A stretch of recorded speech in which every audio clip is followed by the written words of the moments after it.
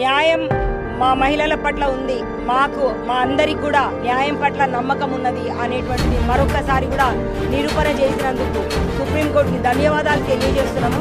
మా అక్క ఈరోజు కడిగిన ముత్యంలాగా రావడం అనేటువంటిది చాలా సంతోషం అనిపిస్తుంది. మేము అందరం కూడా 1000 కళ్ళతోటి, కోట్ల కళ్ళతోటి ఎదురు చూసినటువంటి తరుణం. మార్చి 15వ తారీఖు ఆ రోజు కాంచీరామ్ గారి జయంతి రోజు ఏ రోజైతే ఇంటి నుంచి ఈడీ సిబిఐ అరెస్ట్ చేసుకోబోయినప్పుడే అక్కగారు చెప్పడం జరిగింది, నన్ను ఈరోజు ఇక్కడికి తీసుకుపోతున్నారు, నేను కడిగిన ముత్యం వల్లే నిర్దోషిగానే నేను మళ్ళీ తిరిగి వస్తానని ఏదో రోజైతే ఆ మాట ఇచ్చిందో అదే విధంగా ఇవాళ సుప్రీంకోర్టు తీర్పిచ్చింది.